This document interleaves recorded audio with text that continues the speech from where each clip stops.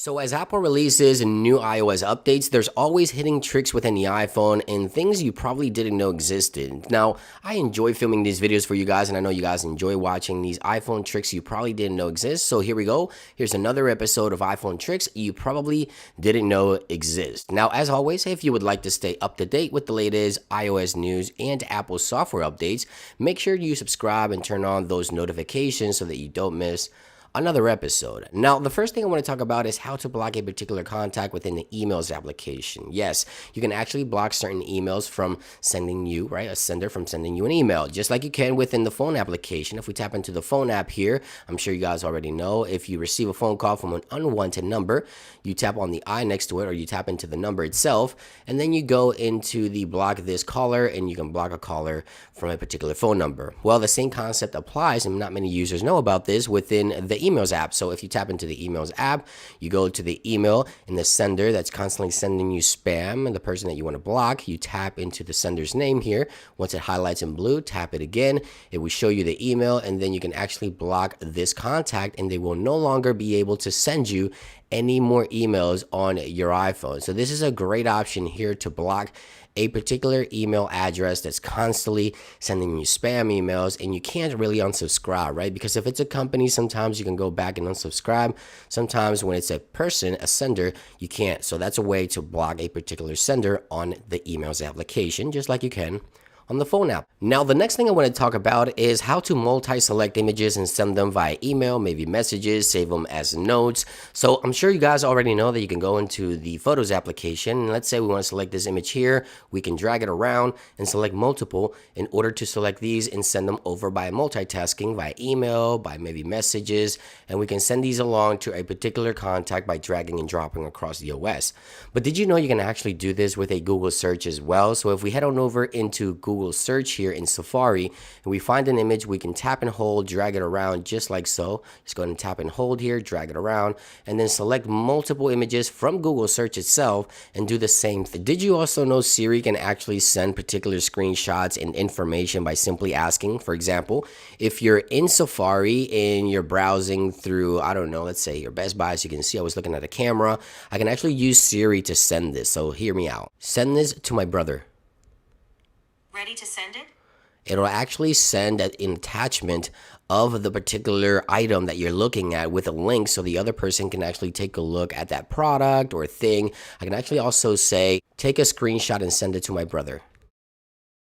Ready to send it? There we go. It does that as well. So Siri can actually take screenshots and send them out instantly, or if there's something on the screen, like a camera, just like you saw there, it can actually send the link with a clickable link to someone of your choice, of your contacts, and they can actually receive that and click it and maybe purchase the item. If you're browsing through the OS, Siri can actually share what's on your screen. Now, there's also an emergency bypass for a particular contact when you have the mute switch or do not disturb enabled. Now, for example, if you have a particular person that you don't ever want to mute when you have do not disturb enabled, you can head on over into your phone application. Obviously, select the contact, click on the I next to the name.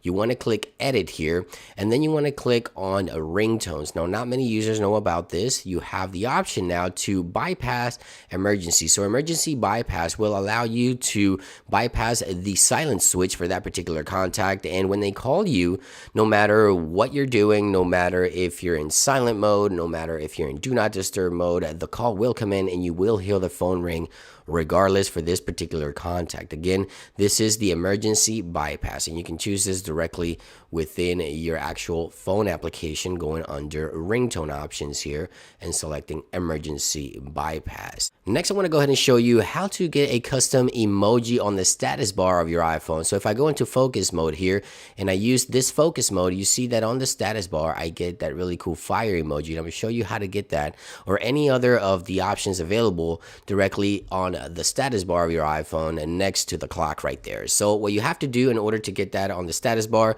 you have to create a focus mode. So let's go ahead and turn off a focus mode here. This was a test. Let's go into focus and settings here, and let me show you how to set this up. We go to focus, we go to create a focus here, we go to custom, and then we want to go ahead and select any of these images you see right here. Now, Apple will continue to add more with time, so let's just go ahead and select the star for the purpose of this video, and then we're going to name it it whatever. We're just going to name it anything. So we're just me, just like that. And then we're going to go ahead and click return. You'll name it whatever it is that you want. And then you click next. And right here, you're going to select each contact for this focus. Now, keep in mind, everyone that you add here will be able to call you during this focus time. So if you want everyone to call you, just select all contacts and you'll be good to go. And you also have the option down here for favorites and so forth, allow, and then you have notifications. Now this, keep in mind, this is a focus session here that we're going to create. So you want to add any apps that you would like to get notifications from. If you just want to use this for emojis, just add all your contacts, all your applications, and then just click allow, and you'll get notifications from all your contacts and all of your notifications for all your apps. Once you enable this focus time, you'll see that on the status bar, I now have a star next to the clock. So really simple, really nice little addition to the status bar. I think it just makes it unique. I know a lot of you guys may enjoy this one. This has been it. This is iPhone tips and tricks you probably didn't know exist. It's been a while, as I mentioned, since I filmed one of these videos. Let me know if you want some more. Thank you for watching. Make sure you click that like button, and I'll see you guys on the next one. Peace.